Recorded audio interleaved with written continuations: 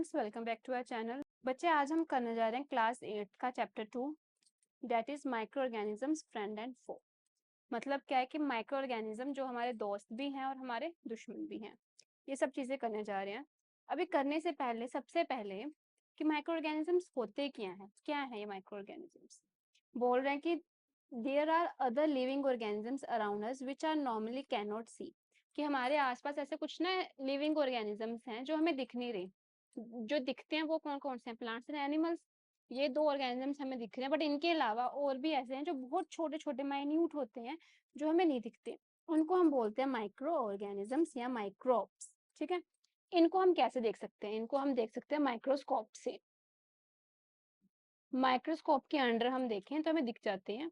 या कई बार ऐसे है कि तुम लोगों ने देखा होगा कि हमारी जो ब्रेड है, ब्रेड अगर पड़ी हो कहीं, रेनी सीजन हो स्पेशली, उसके ऊपर ना ग्रीन ग्रीन कलर की एक फंगस सी ग्रो कर जाती है, वो भी क्या एक माइक्रो ऑर्गेनिज्म है। अब बोला कि जो माइक्रो ऑर्गेनिजम्स या माइक्रोब्स ये कैसे होते हैं? बहुत छोटे होते हैं, बहुत ही, they are so small in size that can not be seen with the unaided eyes, कि इतने छोटे हैं कि हम इनको अपनी नंगी आंखों से नहीं देख सकते। जैसे कि ब्रेड के ऊपर जो फंगस लग जाती है, इनको हम सिर्फ माइक्रोस्कोप से ही देख सकते हैं, वैसे नहीं देख सकते। और यही रीजन है कि इसको माइक्रो ऑर्गेनिजम्स बोलते हैं, माइक्रोब्स बोलते हैं, क्योंकि ये हमें नेकेड आई से नहीं दिखते। अभी माइक्रो ऑर्गेनिजम्स को 4 ग्रुप्स में क्लासिफाई किया हुआ है। कौन कौन से ग्रुप्स हैं? कुछ माइक्रो ऑर्गेनिजम्स बैक्टीरिया में आते हैं, फंजाई या फंगी में आते हैं, प्रोटोजोआ में आते हैं और एल्गी में आते हैं। इन 4 ग्रुप्स में माइक्रो ऑर्गेनिजम्स को क्लासिफाई किया हुआ है। अभी सबसे पहले हम पढ़ते हैं वायरसेस के बारे में। वायरसेस भी हैं, जो ऊपर नहीं लिखा था। बोलते ये भी माइक्रोस्कोपिक है, बट ये अगर हम बोलें कि इन 4 वालों से काफी डिफरेंट है। ये बोलते जो माइक्रो ऑर्गेनिज्म जो वायरस है, ये हमारा क्या करता है? Reproduce only inside the cell of the host organism. ये सिर्फ जो होस्ट ऑर्गेनिज्म, जैसे कि मैं हूँ, होस्ट मतलब जिस ऑर्गेनिज्म में रिप्रोड्यूस करेगा, जैसे कि मैं हूँ, मेरी बॉडी में जब वायरस आया तो ये क्या होगा? जब मेरी बॉडी के अंदर आएगा, जैसे कि मैंने कोई एक बनाया ये, ठीक है, ये मैंने कोई एक बंदा बना दिया, तो जब ये वायरस इसके अंदर गया, सपोज इसके अंदर गया, तब ही ये रिप्रोड्यूस करेगा और अपने कॉपीज बनाएगा। ओके, कुछ कॉमन एग्जांपल्स हैं वायरसेस के, जैसे कि कॉमन कोल्ड हमें हो जाता है, इन्फ्लुएंजा फ्लू हो जाता है, खांसियां वगैरह हमें हो जाते हैं, मोस्टली बोलते हैं वायरसेस से ही होती हैं। कुछ सीरियस डिसीज जैसे कि पोलियो, चिकन पॉक्स, ये भी वायरसेस के थ्रू ही होते हैं। तुम लोगों को इसके एग्जांपल्स पता होने चाहिए कि वायरसेस के कौन कौन से एग्जांपल्स हैं। जैसे कि डिसीज, जैसे कि डायसेंट्री, मलेरिया, ये किससे होते हैं? ये हमारे होते हैं प्रोटोजोआ से, इसको हम प्रोटोजोन्स भी बोलते हैं। अभी डायसेंट्री क्या होती है? डायसेंट्री हमारा होता है कि आपको डायरिया ही है, डायरिया मीन्स लूज मोशन लग गए हैं, बट डायसेंट्री में एक इंटेस्टाइनल इन्फेक्शन हो जाती है जिसमें ब्लडी डायरिया होता है, मतलब कि ब्लड रिलीज होता है साथ में। अब बोला कि ये सारे क्या प्रोटोजोआ से ही होता है। प्रोटोजोआ क्या है? ये एक माइक्रोस्कोपिक, मतलब छोटा माइक्रो ऑर्गेनिज्म जो सिर्फ माइक्रोस्कोप के अंदर दिखता है, यूनिसेलुलर, एक ही सेल का होता है और यूकैरियोटिक होता है ये। ठीक है, इतना सा कॉलर, इससे ज्यादा तुम लोगों को डिटेल में करने की जरूरत नहीं है। अब कुछ बीमारी जैसे कि टाइफाइड या ट्यूबरकुलोसिस को टीबी बोलते हैं, ये हमारे बैक्टीरियल डिसीजेज में हमारा आता है, ये चीज होगी। अब यहाँ पे से कुछ ये डायग्राम बनाया हुआ है कि बैक्टीरिया इस तरह का देखने को मिलता है, जैसे कि रोड शेप लाइक देखने को मिलता है। फिर यहाँ पे क्लैडोमोनास बनाई है, एल्गी है, क्लैडोमोनास, पायरोगायरा बनाया है, अमीबा है, ये पैरामीशियम है, ये कुछ इन्होंने ये प्रोटोजोआस बनाए हुए हैं, यहाँ पे इन्होंने एल्गीज बनाई हुई हैं। और ये फंगस बनाई है, यहाँ पे ब्रेड मोल्ड बनाया फंगस, एक पेनिसिलियम बहुत ज्यादा एंटीबायोटिक्स बनाने के लिए यूज होता है, ये एस्पेरागिलस, ये कुछ फंगस बनाई हुई है इन्होंने यहाँ पे। अब सबसे पहले हम करते हैं, where do microorganisms live? अब ये यहाँ रहते कहाँ पे हैं? माइक्रो ऑर्गेनिजम्स क्या है ना, हर जगह पे देखने को मिल जाते हैं। इसका आंसर तुम लोग बहुत इजी लिख सकते हो, मतलब हर जगह, कहीं भी, एवरीवेयर ये प्रेजेंट है। बोलते कि माइक्रो ऑर्गेनिज्म हर तरह के एनवायरनमेंट में, चाहे वो बिल्कुल ठंडा एनवायरनमेंट हो, चाहे बिल्कुल हॉट स्प्रिंग वाला एनवायरनमेंट हो, ठीक है, चाहे वो डेजर्ट हो, रेगिस्तान क्यों ना हो, चाहे वो मार्शी लैंड क्यों ना हो, हर एरिया में तुम लोगों को माइक्रो ऑर्गेनिजम्स देखने को मिल जाते हैं। कुछ माइक्रो ऑर्गेनिजम्स बोलते हैं कि इवन दूसरे ऑर्गेनिजम्स के ऊपर भी ग्रो करते हैं और फ्रीली वहां पे मूव कर रहे हैं। हमारी ह्यूमन बॉडी के अंदर भी, हमारे इंटेस्टाइन में भी हमारे बैक्टीरियाज होते हैं, गुड बैक्टीरियाज होते हैं। तो माइक्रो ऑर्गेनिजम्स हर जगह पे प्रेजेंट है। इसका तुम लोगों को 1 मार्क में क्वेश्चन आ सकता है कि where do microorganisms live, इससे ज्यादा नहीं आ सकता। आ गया माइक्रो ऑर्गेनिज्म एंड अस, हम और माइक्रो ऑर्गेनिजम्स। अब हमारी ज़िंदगी में माइक्रो ऑर्गेनिज़म्स का रोल बहुत इम्पोर्टेंट है, ठीक है? कैसे इम्पोर्टेंट है? बहुत ज़्यादा बेनिफिशियल चीज़ें हैं ये, कि जैसे कि अब हम दवाइयाँ भी खा रहे हैं, वो भी माइक्रो ऑर्गेनिज़म से मिलती हैं, जो हमें वैक्सीन्स भी ले रहे हैं, वो भी माइक्रो ऑर्गेनिज़म से ही मिलते हैं। बट यहाँ पे कुछ अलग चीज़ें ली हुई हैं। अब बोला कि माइक्रो ऑर्गेनिज़म जैसे कि कर्ड, ब्रेड एंड केक बनाने के लिए यूज़ होता है। जैसे कि कर्ड का मैं एग्ज़ाम्पल देती हूँ। हमारा कर्ड किससे मिलता है? मिल्क से बनता है। मिल्क में कौन सी शुगर होती है? Lactose, okay? लैक्टोज जब लैक्टिक एसिड में कन्वर्ट हो with the help of lactobacillus, तो वो हमारा मिल्क किस में बन जाता है? कर्ड में बन जाता है। तो एक बेनिफिशियल क्या आ गया इसका? बेनिफिट क्या आ गया लैक्टोबैसिलस का, कि वो मिल्क से कर्ड बन रहा है। लैक्टोबैसिलस का एक बैक्टीरिया, ये यूजेस आ गई इसकी। इसके अलावा अल्कोहल बनाने में भी बहुत सालों से माइक्रो ऑर्गेनिजम्स यूज होते हैं। इसके अलावा बोलते हैं कि ये हमारे एनवायरनमेंट को भी साफ करते हैं, ठीक है? एक यूज क्या आ गया कर्ड वाला, दूसरा पॉइंट क्या आ गया हमारा कि एनवायरनमेंट को साफ करते हैं। जैसे कि एग्जांपल दिया है कि ऑर्गेनिक वेस्ट हमारे होते हैं, इसको हम कन्वर्ट कर देते हैं खाद में, फिर जस्ट बाद में जो हम मिक्स कर देते हैं मिट्टी में, है ना? जिससे हमारे सॉइल की फर्टिलिटी हमारी बढ़ जाती है। प्लस हमारे सॉइल में कुछ बैक्टीरियाज भी होते हैं जो कि नाइट्रोजन फिक्सेशन करते हैं। कर्ड का बता दिया मैंने अभी, यहाँ पे लिखा हुआ बैक्टीरियम लैक्टोबैसिलस जो कि करता है, ये मैंने तुम लोगों को बता दिया। अब बोलते हैं कि बैक्टीरिया चीज बनाने में, पिकल्स अचार में, कुछ फूड आइटम्स में भी यूज होता है। जैसे कि भटूरे जो हमारे फूलते हैं, उसमें हम कर्ड डालें तो भटूरे हमारे फूल जाते हैं। तो बोलते हैं कुछ ये फायदे हैं इसके। जैसे कि यीस्ट है, यीस्ट को हम डोसा में, राइस इडलीज में हम डालते हैं इसको बनाने के लिए, क्योंकि यीस्ट क्या करता है? यीस्ट हमारा कार्बन डाइऑक्साइड रिलीज करता है, ठीक है? जिसकी वजह से बीच में गैस के बबल बन जाते हैं डो में, जिसकी वजह से उसका डो का वॉल्यूम जो काफी ज्यादा बढ़ जाता है, जो कि यीस्ट हमारा फिर bread, pastries and cake industries में काफी ज्यादा यूज होता है। अब उसके कुछ कमर्शियल यूज है माइक्रो ऑर्गेनिजम्स के। माइक्रो ऑर्गेनिजम्स बोलते हैं कि हम अल्कोहल, वाइन, एसिटिक एसिड बनाने के लिए बहुत लार्ज स्केल में यूज करते हैं। अल्कोहल मतलब शराब, हमारी बियर वगैरह आ गई। वाइन तुम सबको पता ही है। एसिटिक एसिड मतलब सिरका, इसको नॉर्मली हम विनेगर बोलते हैं। सिरका हर घर में एक बोतल पड़ी होती है, इजीली अवेलेबल है, सस्ता सा मिल जाता है, हर जगह पे देखने को मिलता है। मतलब कि यीस्ट जो है ये काफी ज्यादा यूज होता है अल्कोहल एंड वाइन फैक्ट्रीज में। अब आगे है कि बोलते हैं कि इस वजह से बहुत ज्यादा जगहों में ये यूज होता है। अब एक डेफिनेशन आती है फर्मेंटेशन। यहाँ पे डेफिनेशन तुम लोगों की क्लास में बहुत इजी करके दी हुई है। यहाँ पे क्या लिखा हुआ है कि जो अल्कोहल की जो स्मेल आती है, उसमें क्या होता है कि शुगर, अल्कोहल हमारी बनती है बार्ले से, तो जो उसमें शुगर है हमारी वो कन्वर्ट होती है अल्कोहल से।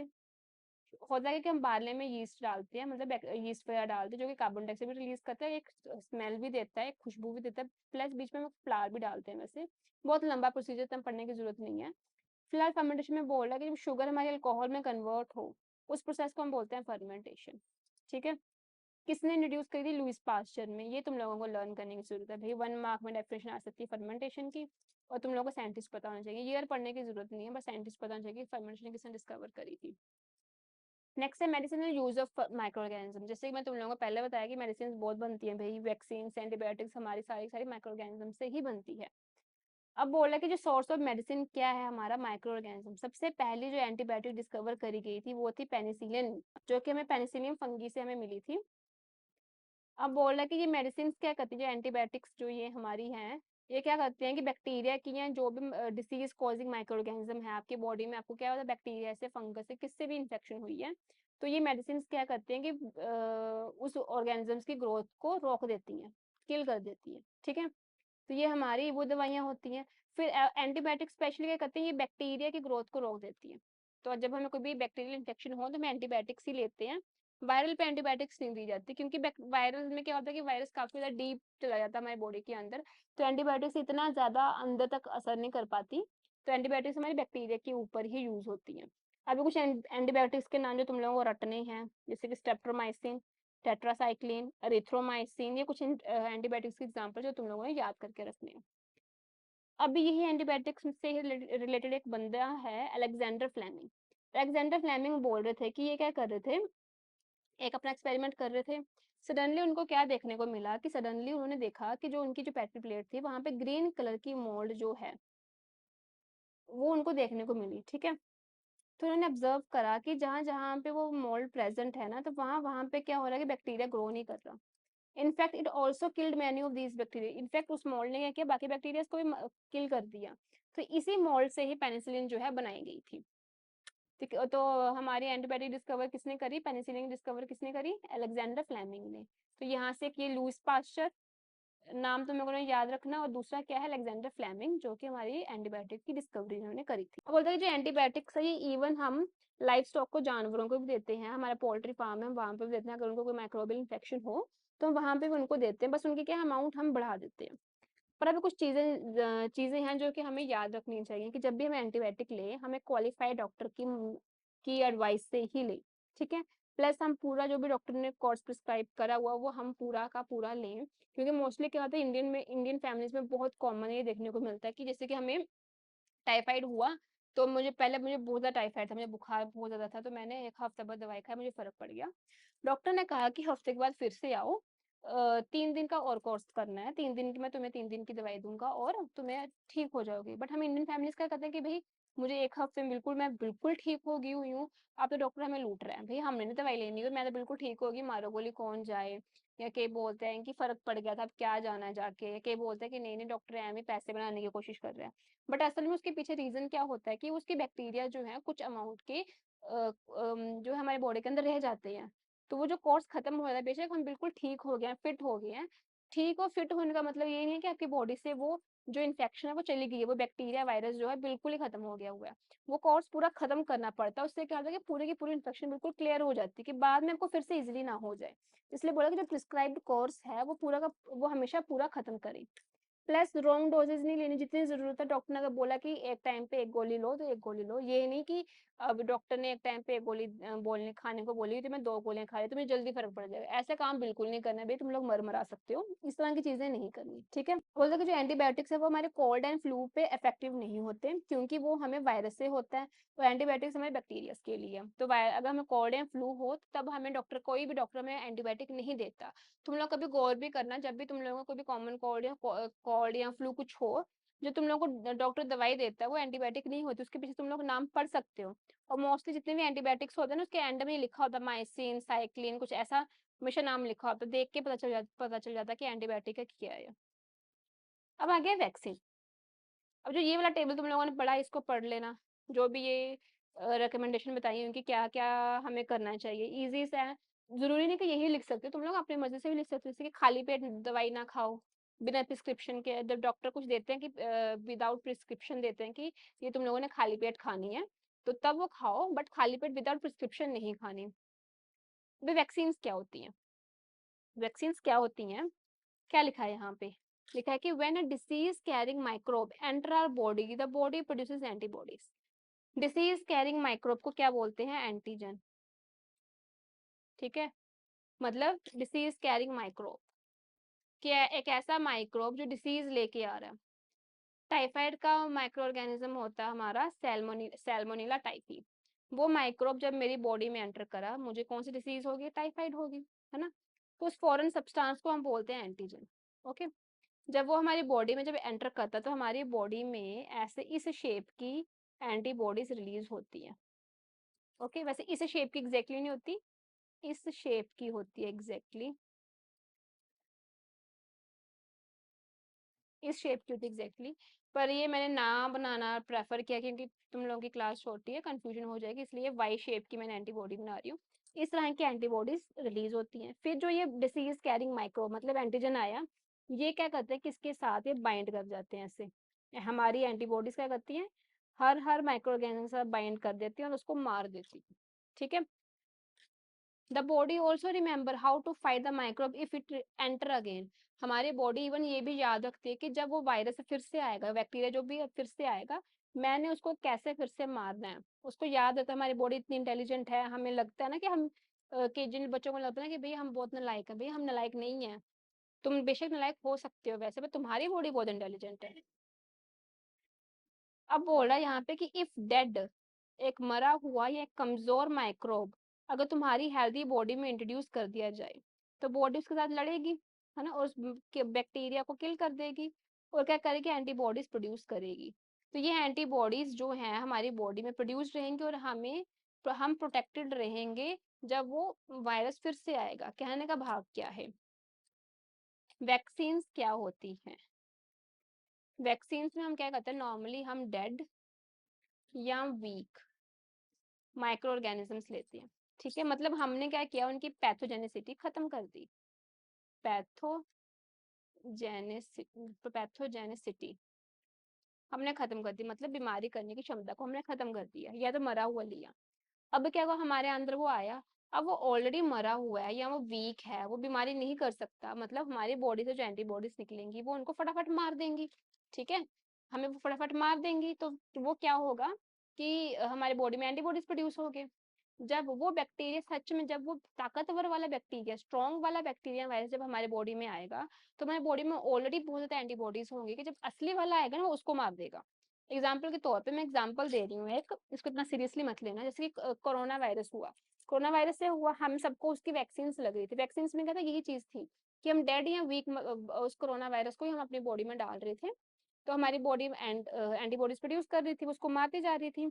जब असली में, जब हमें इन्फेक्शन होगी, जब असली में कोरोना वायरस हमारी बॉडी के अंदर एंटर करेगा, तो हमारी बॉडी में ऑलरेडी काफी ज्यादा एंटीबॉडीज होंगी कि वो असली वाले को मार देगी। असल में ये वैक्सीन वाला चक्कर ऐसे चलता है। ठीक है, this is how a vaccine works. कुछ डिसीजेज जैसे cholera, tuberculosis, small pox, hepatitis can be prevented by vaccination. ये सब हम वैक्सीनेशन से प्रिवेंट कर सकते हैं। अभी वैक्सीन जी का डिस्कवरी किसने करी थी, हमारी एडवर्ड जेनर ने। ओके,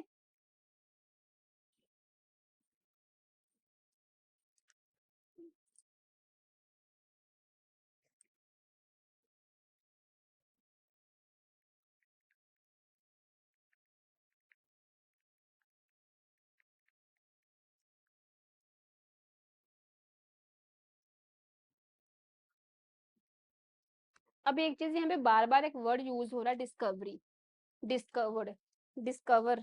इसका मतलब क्या है? डिस्कवरी का मतलब होता है कि कोई एक ऐसी चीज जो नेचर में ऑलरेडी पड़ी है, एग्जिस्ट कर रही है, बट किसी को पता ही नहीं था पहले, बट बाद में कोई बंदा आया, उसने उस चीज को ढूंढ लिया। ठीक है, जैसे कि ये जो वैक्सीन है, या जो ये फर्मेंटेशन जो हमने पढ़ी, भाई ये तो पहले से भी तो हो रही होगी, पहले से तो शुगर से अल्कोहल बन रही होगी, पहले भी तो यीस्ट था ही, नेचर में ऑलरेडी पहले की चीज थी। जैसे कि हम साइंस में पढ़ते कि एलिमेंट्स डिस्कवर करे, कार्बन, हाइड्रोजन, ऑक्सीजन, ये सब चीजें डिस्कवर करी, किसी ने बनाया थोड़ी, ऑलरेडी नेचर में है, और इसको किसने डिस्कवर कर लिया, उसको हम बोलते हैं डिस्कवरी। ठीक है, इन्वेंशन क्या होती है? इन्वेंशन मतलब कि आप कुछ चीज बना रहे हो, टोटली न्यू चीज बनाई है आपके खुद के आइडियाज से, आपके खुद के डेवलपमेंट से, आपने दिमाग लगाया अपना, और आपने एक चीज इन्वेंट कर दी। जैसे कि हम बोलें जो गैजेट्स आते हैं हमारे, जो फोन वगैरह, ये सब चीजें हैं, ये नहीं थे पहले। ठीक है, हमने इन्वेंट किया है इसे, तो इन्वेंशन एंड डिस्कवरी में ये डिफरेंस होता है। अब आगे करते हैं।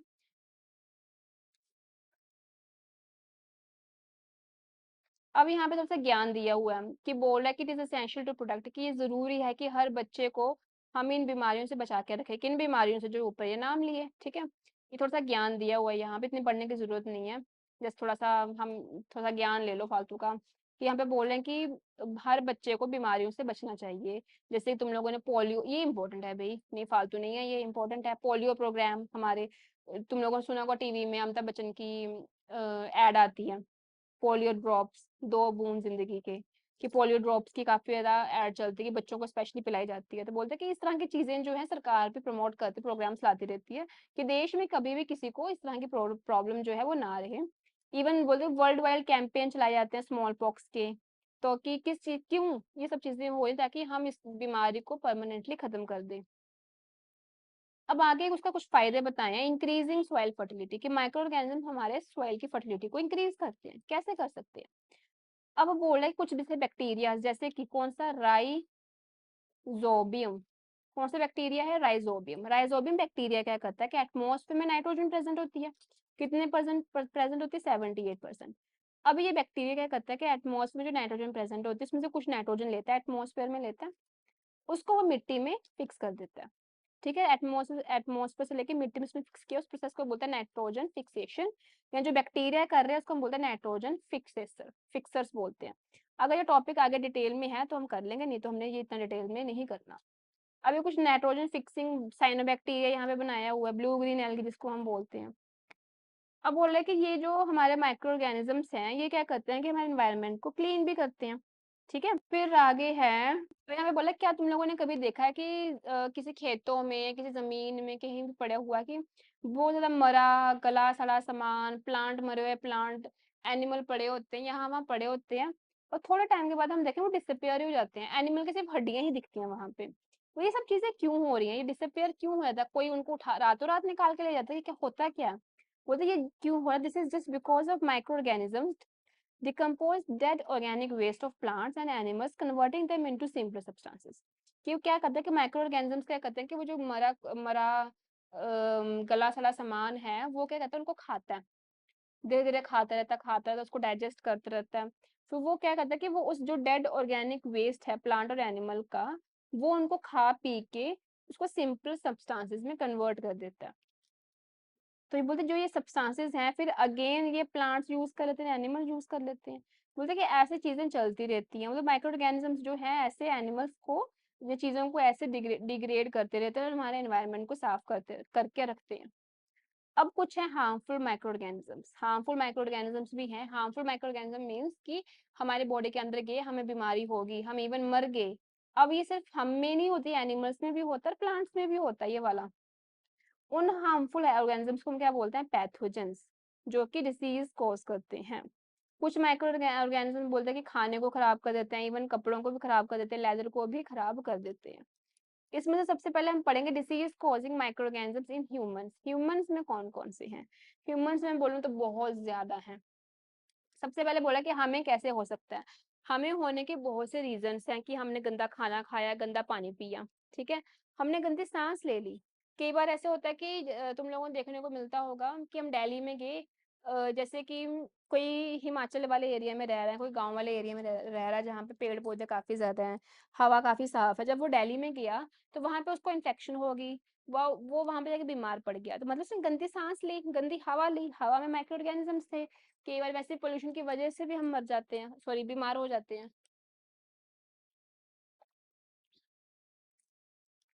तो बोलते हैं कि डिसीज होने के चांसेस ये होते हैं। ठीक है, अब बोला कि जब इन्फेक्टेड पर्सन, जब कोई भी बीमारी के इन्फेक्टेड पर्सन से हेल्दी पर्सन में जाए through air water and food, उसको हम बोलते हैं कम्युनिकेबल डिसीजेस। तो कम्युनिकेबल डिसीजेस क्या हुई, जैसे एग्जांपल के तौर पे मुझे टाइफाइड है, मैंने टाइफाइड चला हुआ मुझे, मैं अपना पानी पी रही हूँ, मैंने अपना पानी किसी दूसरे बंदे से शेयर कर लिया, उस बंदे को भी इन्फेक्शन हो जाएगी फिर, है ना। या बहुत ही सिंपल रख लें, जब घर में किसी एक बंदे को जुकाम हो तो सभी लोगों को जुकाम हो जाता है, बहुत कॉमन एग्जाम्पल है। तो वो जुकाम क्या है, दैट इज कम्युनिकेबल डिसीज। उस डिसीज में क्या क्या आता है, एग्जाम्पल्स हैं कोल्ड्रा, common cold, chickenpox and tuberculosis. तुम लोगों का काम क्या है जब तुम लोग चैप्टर पढ़ रहे हो, ये एग्जाम्पल्स जहाँ जहाँ पे आ रहा है एग्जाम्पल्स रट लो। कोई भी नया वर्ड एग्जाम्पल नहीं इंट्रोड्यूस हो रहा, जो चैप्टर के फर्स्ट पेज से तुम लोग पढ़ते आ रहे हो वही एग्जाम्पल्स आगे रिपीट हो रहे हैं, तुम लोगों ने वही एग्जाम्पल्स रटने हैं। अब बोलते हैं जब भी कोई इंसान, किसी को कॉमन कोल्ड हो रहा है, वो छींक रहा है, तो छींकने में क्या होता है कि जो मॉइस्चर के ना, हमारे हम नाक से छींकते हैं ना, तो मॉइस्चर के ड्रॉपलेट्स निकलते हैं हमारे माउथ से, नोज से, जिसमें बहुत ज्यादा वायरस लगे होते हैं। जब वो गिर के किसी हवा में गए या किसी डायरेक्ट किसी इंसान पे पड़ गए तो उसको इन्फेक्शन हो जाती है। बोलते कि अब जो ये इन्फेक्शन, जो बीमारी होती है, तो ये इंसेक्ट्स या एनिमल्स भी के थ्रू भी हो जाती है, उनको हम बोलते हैं कैरियर्स। जब हमें इंसेक्ट्स या एनिमल्स के थ्रू हो जाए, जैसे कि हाउस फ्लाई बोल रहा है, जो घर में मक्खियां उड़ती हैं, बोलते ये फ्लाइज क्या करती हैं, गंदे कहते हैं उसे, गार्बेज के ढेरों के ऊपर बैठी होती है। ये एनिमल एक्सक्रीटा, मतलब गोबर हो गया, गाय का हो गया, कुत्ते का हो गया, जो भी उनका एक्सक्रीटा होता है, उसके ऊपर बैठती हैं। फिर पैथोजन जो है उन मक्खी के साथ, जो भी वायरस बैक्टीरिया था उनकी बॉडी के साथ चिपक गया। फिर जब वही मक्खी हमारे खाने पे आके बैठ गई या मिठाइयों की शॉप पे जाके बैठ गई, तो उसी से ही हमें क्या हो जाएगी, बीमारी। तो बोलते हैं इंसेक्ट्स के थ्रू भी हो जाती है। तो जब हम गंदा खाना खाते हैं तो हमें ऐसे हो जाती है, तो इसलिए एडवाइस करते हैं हमेशा कि खाना हमेशा कवर करके ही खाना चाहिए। हमेशा अवॉइड करो कि ये जो अनकवर्ड आइटम्स हैं खाने की, ये नहीं खाओ। एक एग्जांपल दिया एनीफिलीज मॉस्किटो। एनीफिलीज मॉस्किटो, ये एनीफिलीज मॉस्किटो ये क्या है, फीमेल। जो हमें मलेरिया होता है वो हमेशा हमें फीमेल मॉस्किटो से होता है, तो भाई मेल मॉस्किटो क्या करता है, मेल मॉस्किटो वेजिटेरियन होता है असल में, फीमेल मॉस्किटो नॉन वेजिटेरियन है। कहने का भाव क्या है, जो मेल मॉस्किटो है ये फ्रूट के जूस को या फ्रूट के सैप को सक करता है, चूसता है उसको, ठीक है, फ्रूट जूस पीता है भाई वो। जो फीमेल मॉस्किटो है ये खून चूसती है। अब इसका रीजन क्या है, फीमेल मॉस्किटो ना असल में होती है प्रेग्नेंट बेचारी, उसने अपने बच्चों को खाना खिलाना है तो बच्चों को खून पिलाती है अपने, ठीक है, खून चूसती है, वो बच्चों को पिलाना होता है तो उसको खून चूसती है। बट असल में क्या होता है कि इस फीमेल मॉस्किटो के पेट में एक प्रोटोजोआ होता है जिसका नाम है प्लाज्मोडियम। तो जब वो बेचारी मॉस्किटो सिर्फ खून चूसने आई है, वो कुछ नहीं कर रही है हमें, उसको नहीं पता कि उसके पेट में प्लाज्मोडियम है, तो वो तो बेचारा अपने बच्चों के लिए खून चूसने आई हुई है, अपने बच्चों को खाना खिलाने आई हुई है। बट जब वो हमारी बॉडी के ऊपर बैठती है खून चूसने के लिए, तो उसके स्टमक से स्लाइवा के थ्रू प्लाज्मोडियम हमारे अंदर एंटर कर जाता है, ठीक है। अब ये हो गया प्लाज्मोडियम का, ठीक है, कि ये हो गया कि प्लाज्मोडियम उसके पेट में होता है तो उसके पेट से हमारी बॉडी में वो चला जाता है और हमें क्या होता है, मलेरिया हो जाता है। फिर एक हमें डेंगू भी होता है, डेंगू वो होता है हमें फीमेल एडीज मॉस्किटो से, ठीक है। हम इसको कंट्रोल कर सकते हैं जैसे कि मच्छरों की ब्रीडिंग को कंट्रोल करो, कूलर एंड टायर्स या फ्लावर पॉट्स में जहाँ पे पानी रुका पड़ा होता है वो पानी चेंज करते रहें, हम अपने आसपास में साफ सफाई रखें, मॉस्किटो की ब्रीडिंग ना होने दें, हम उनको रोक लें। अगर मच्छर बहुत ज़्यादा तो मच्छरों का स्प्रे भी आता है, स्प्रे मारें कि मच्छर की जो रिप्रोडक्शन हो रही है इनकी उन पे रोक लगाया जाए। अब इस टेबल में क्या किया हुआ है, इस टेबल को एक्सप्लेन किया हुआ है, इसमें अलग अलग तरह के डिसीजेस बताई हुए, बताया किस किस से होता है। जैसे कि ये सबसे पहले ट्यूबरकुलोसिस मतलब टीबी, टीबी हमारा होता है बैक्टीरिया से, मीजल्स हमें वायरस से, चिकन पॉक्स एंड पोलियो तीनों के तीनों वायरस से होते हैं, ठीक है। कॉलरा एंड टाइफाइड दोनों के दोनों बैक्टीरिया से, तो ये तुम लोगों को याद करना पड़ेगा। ये टेबल पूरा का पूरा लर्न कर लो, अगर थर्ड एंड फोर्थ वाला पार्ट लर्न नहीं होता तो फर्स्ट एंड सेकंड वाला लर्न कर लो कि कौन सी डिजीज किस बैक्टीरिया से या वायरस से हो रही है। हेपेटाइटिस ए वायरस से होती है, मलेरिया प्रोटोजोआ से होता है। यहाँ पे लिख सकते हैं फीमेल मॉस्किटो एनोफिलीज, इतना नाम याद कर सकते हो। अगर तुम लोगों से ये mode of transmission and preventive measures नहीं हो रहे, जिनसे हो रहे हैं अच्छा है, जिनसे नहीं हो रहे वो फर्स्ट एंड सेकंड ये दो चीजें लर्न कर लो। अब आ गया disease causing micro organisms in animals. अब एनिमल्स में भी डिसीज होती है, बोलते हैं कि एनिमल्स में डिसीज को तो सबसे पहले डिस्कवर किया था रॉबर्ट कॉच ने। इन्होंने कहा था कि इन्होंने बैक्टीरियम डिस्कवर करा जो कि एंथ्रेक्स डिसीज कर रहे थे कुछ एनिमल्स में, ठीक है। बोले कि एंथ्रेक्स जो है काफी डेंजरस है ह्यूमंस के लिए और कैटल्स के लिए भी, कैटल्स में भी बीमारी कर देता है। कैटल्स में बीमारी करता है, फुट एंड माउथ डिसीज करता है कैटल्स में, ठीक है, जो कि वायरस से होती है। अभी प्लांट डिसीजेस, बोलते हैं कि प्लांट्स में भी हमें बीमारियां देखने को मिलती है। जैसे तुम लोगों ने कभी देखा होगा कि ऐसे कोई पत्ता होता है उसके ऊपर से दाने दाने पड़े होते हैं बहुत ज्यादा, या कभी भिंडी का पत्ता देखा हो उसकी जो वेन्स है बहुत मोटी मोटी वेन्स हो जाती हैं, सूजी सूजी वेन्स हो जाती हैं। तो बोलते हैं कि हम प्लांट्स जैसे कि वीट राइस पोटैटो कुछ प्लांट्स लिखे, तुम लोग कोई भी प्लांट लिख सकते हो कि हर प्लांट को इन्फेक्शन हो सकती है, उनको बीमारियां लग जाती है, मोस्टली प्लांट्स को फंगस से इन्फेक्शन होती हैं। बोलते प्लांट्स को बीमारियां लग जाती हैं जिसकी वजह से क्या होता है, प्लांट को बीमारी लगने का हमें क्या नुकसान है कि हमारे यील्ड पे फर्क पड़ जाता है बेटा। कि जैसे कि तुम लोगों ने राइस लगाई थी और तुम लोग खेतों में राइस लगाई, राइस को लग गई बीमारी।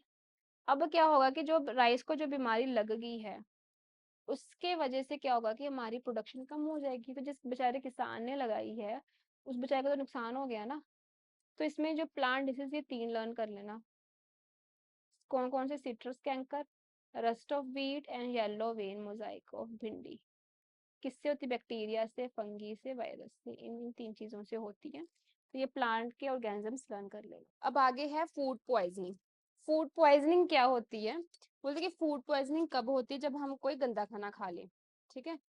जब हमने कोई गंदा खाना खाया तब फूड पॉइजनिंग होती है। तो फूड पॉइजनिंग कैसे होती है, बोलते कि it is that could be due to consumption of food spoiled by some microorganisms. बोलते कि जब हमारा फूड स्पॉइल्ड हो जाए माइक्रो ऑर्गेनिज्म से, होता कैसा है कि जैसे तुम लोगों ने भी खाना बनाया पर वो खाना हमने नहीं खाया, वो खाना बेकार में पड़ा हुआ है, तो वो खाना पड़ा रहा वहीं पर, फिर धीरे धीरे क्या होगा कि उसके ऊपर माइक्रो ऑर्गेनिजम्स हमारे ग्रो करना शुरू कर जाते हैं। फिर जब वो माइक्रो ऑर्गेनिज्म ग्रो करें, जब वो ग्रो करेंगे तो वो कुछ क्या है पॉइजन रिलीज करते हैं, टॉक्सिक सब्सटेंस रिलीज करते हैं उस खाने पे। फिर जब हम वही खाना फिर से गर्म करके खा लें जिसकी वजह से क्या होता है हमें फूड पॉइजनिंग। जिसकी वजह से बोलते हैं कि सीरियस इलनेस इवन डेथ भी हो जाती है। तो अगर हम गंदा खाना खाएं, क्योंकि तबीयत ज़्यादा खराब हो जाएगी, जिस चक्कर में क्या होगा, हमें हॉस्पिटल में एडमिट होना पड़ेगा। अगर ट्रीटमेंट ना कराएं तो हम काफ़ी ज़्यादा बीमार हो सकते हैं। तो फूड पॉइजनिंग ये होती है। अब आ गया फूड प्रिजर्वेशन। अभी ये food preservation topic food poisoning के बाद ही क्यों आया, क्योंकि फूड प्रिजर्वेशन की मतलब क्या था कि फूड खराब होने से बचाना। तो सबसे पहले हम यही पढ़ेंगे ना कि फूड खराब होना क्या होता है, तभी हम उसको बचाएंगे। तो अब फूड प्रिजर्वेशन में बोलते हैं कि क्या होता है कि फूड प्रिजर्वेशन मतलब एक ऐसा मेथड जिसमें हम अपने खाने को खराब ना होने दें। ठीक है, जिसमें हम अपने खाने को खराब ना होने दें। जैसे तुम लोगों ने देखा होगा कि जो हमारा ब्रेड एमे कहीं पड़ा हो, मॉइस्ट कंडीशन में पड़ा हो, उसको फंगस लग जाती है। तो हम क्या बोलते हैं कि हमारा फूड जो है वो स्पॉइल हो गया। तो वही जो स्पॉइल्ड फूड है, धीरे धीरे थोड़ा टाइम के बाद उसको हम वैसे रहने दें तो उसकी स्मेल आना शुरू हो जाती है, एक बैड सा टेस्ट आता है, इवन उसका कलर भी चेंज हो जाता है। तो उसी को ही हम क्या बोलते हैं कि स्पॉइलिंग होगी फूड की। अब यहाँ पे लिखा है कि इस spoiling of food a chemical reaction. क्या जो फूड स्पॉइल हो रहा है क्या वो केमिकल रिएक्शन है, ये चीज हम पढ़ेंगे। अब यहाँ पे बोला कि एक लड़की है पहेली, उसने कुछ मैंगोज खरीदे, ठीक है, but she could not eat, पर वो उनको कुछ टाइम कुछ दिनों के लिए वो खा नहीं पाई। लेटर उसको क्या देखा कि she found that they were spoiled and rotten, थोड़ा टाइम के बाद वो खराब हो चुके थे। But she knows that the mangoes pickle her grandmother make does not spoil for a long time. पर उसको इतना पता था कि जो मैं मैंगो लाई हूँ वो तो खराब नहीं हुए, पर जो मेरी नानी दादी जो भी हैं, और जब वो आम का अचार बनाते थे वो तो काफी लंबे समय तक चलता था, वो खराब नहीं होता था। तब वो काफी ज्यादा कंफ्यूज हो गई कि ये चीज क्या है। तो बोलते कि लेट अस स्टडी, बोलते अब हम क्या करेंगे, कुछ कॉमन मेथड्स पढ़ेंगे फूड प्रिजर्विंग के जो हम घरों में यूज करते हैं। कि फूड प्रिजर्विंग क्यों करते हैं हम, कि हमारा जो हम घर में हमने कोई भी चीज बनाई हुई है वो खराब ना हो, उसको हम लंबे समय के लिए यूज कर सकें। अब सबसे पहला है केमिकल मेथड। अब केमिकल मेथड से पहले इस क्वेश्चन का मैं जवाब दे दूं। यहाँ पे लिखा हुआ था कि स्पॉइलिंग ऑफ फूड और केमिकल रिएक्शन। क्या जब फूड खराब होता है, स्पॉइलिंग होती है, क्या वो एक केमिकल रिएक्शन है? यस, वो केमिकल रिएक्शन है। कि फंगस हमारी ग्रो करी वाटर की प्रेजेंस में, मॉइस्चर की प्रेजेंस में, और वो क्या हुई, खराब होना शुरू होगी। उसमें जो वाटर में जो भी शुगर थे, जो भी उसमें कंपोनेंट्स थे, उसके साथ रिएक्ट किया और उसने उस वाटर को ब्रेड को खराब कर दिया। सबसे पहले हम प्रिजर्वेशन पढ़ेंगे, केमिकल प्रिजर्वेशन। केमिकल प्रिजर्वेशन क्या होती है, एक सिंपल सी बात, इसमें कोई केमिकल यूज करें। अब यहाँ पे केमिकल नाम लिख दे, केमिकल का मतलब ये नहीं है कि जो हम लैब्स में केमिकल देखते हैं वही यूज होंगे। सॉल्ट हमारा क्या है, एक केमिकल ही है। सॉल्ट का क्या नेम होता है, NaCl। तो हम बोलते हैं कि इसमें हम नमक नमक को किसी चीज में डालें, हम तेल को किसी चीज में डालें, बोलते हैं ये दो कुछ कॉमन ऐसे केमिकल्स हैं जो कि हम मोस्टली यूज करते हैं माइक्रो ऑर्गेनिजम्स को ग्रो ना करने के लिए। तो ये हमारे क्या आते हैं, प्रिजर्वेटिव्स हमारे होते हैं। बोलते कि हमें सॉल्ट हम डालते हैं, पिकल्स में डालते हैं, अचार में डालते हैं, ताकि हमारे माइक्रो ऑर्गेनिजम्स जो है वो ग्रो ना करें। तुम लोगों ने देखा होगा कि मोस्टली माइक्रो ऑर्गेनिजम्स जो हमारे सॉरी जो हमारे पिकल्स होते हैं वो उनमें नमक बहुत ज्यादा होता है। उनका रीजन यही है, उसमें नमक भी बहुत ज्यादा डालते हैं और तेल भी बहुत ज्यादा डालते हैं। इसके अलावा दो प्रिजर्वेटिव्स के नाम है, ये तुम लोगों को याद रखने हैं। क्या है, sodium benzoate and sodium metabisulphide. ये कुछ दो कॉमन प्रिजर्वेटिव्स हैं जो कि मोस्टली यूज होते हैं। ये हमारे जैम्स में, स्क्वैशेस में यूज होते हैं। आ गया कॉमन सॉल्ट, एक एज ए प्रिजर्वेटिव की तरह। बोलते हैं कि ये एक तो चलो आ गया जो पिकल्स बताया, इसके अलावा मीट एंड मछलियों में भी यूज करते हैं हम इसको, कि ये खराब ना हो, कि बैक्टीरिया वगैरह ग्रो ना करें। प्लस हम सॉल्टिंग आंवला को प्रिजर्व करने के लिए, रो मैंगोस को प्रिजर्व करने के लिए, इमली को प्रिजर्व करने के लिए भी हम यूज करते हैं। आगे है sugar as a preservative. Sugars हमारे जैम्स में, जेलीज में, स्क्वैशेस में बहुत मीठे होते हैं ये। तो ये क्या करता है, माइक्रो ऑर्गेनिजम्स को ग्रो नहीं करने देता, जो मॉइस्चर कंटेंट है उसको रिड्यूस कर देता है उस चीज में से, और बैक्टीरिया जो है वो ग्रो नहीं करते। क्योंकि किसी भी बैक्टीरिया को ग्रो करने के लिए क्या चाहिए, मॉइस्चर एंड न्यूट्रिएंट्स। ठीक है, तो ये शुगर उसको नहीं करने देता। नेक्स्ट है ऑयल एंड विनेगर, तेल एंड विनेगर। ये भी हमारे पिकल्स में डालते हैं हम, क्योंकि बैक्टीरिया जो है ऐसे एनवायरनमेंट में सर्वाइव नहीं कर पाता। वेजिटेबल्स हमारी होगी, फ्रूट्स, फिश, मीट, मोस्टली हम इन सबको प्रिजर्व करते हैं हम, मोस्टली हम इन सबको प्रिजर्व करते हैं इस मेथड से। आगे हीट एंड कोल्ड ट्रीटमेंट भी देते हैं। हीट एंड कोल्ड ट्रीटमेंट क्या होता है, बोलते हैं कि जब हम किसी चीज को बॉईल करते हैं, जैसे कि वाटर को बॉईल किया या दूध को बॉईल किया, उसमें क्या था, माइक्रो ऑर्गेनिजम्स हमारे मर जाते हैं। अब एक वर्ड यहाँ पे लिखा है पास्चराइज्ड मिल्क। अब इस टेबल में क्या लिखा है, Why does a milk that comes in packets not spoiled? बोलते हैं कि जो हम पैकेट्स में दूध पीते हैं, अमूल का आता है, वेरका का आता है, ये खराब क्यों नहीं होता? तो ये कोई बच्चा अपनी मदर से पूछ रहा होगा, तो उसकी मदर बोल रही, उसकी मदर ने उसको बताया, क्योंकि वो जो मिल्क है वो पास्चराइज्ड मिल्क है। तभी पास्चराइजेशन क्या होती है, बोलते हैं कि जो पास्चराइज्ड मिल्क होता है ना, हम उनको बिना बॉईल करे भी पी सकते हैं, ठीक है, क्योंकि उनमें कोई भी हार्मफुल माइक्रोब्स नहीं होते, उनको पैक ही इस हिसाब से किया होता है कि इनमें कोई माइक्रो ऑर्गेनिजम्स ना हो, क्योंकि अगर हम उसको पास्चराइज ना करेंगे ना, नहीं करेंगे अगर हमने, तो दूध में बैक्टीरिया वायरसेस होंगे, माइक्रो ऑर्गेनिजम्स होंगे, वो तो फिर मार्केट तक पहुंचते पहुंचते, हमारे घरों तक पहुंचते पहुंचते तो खराब हो जाएगा।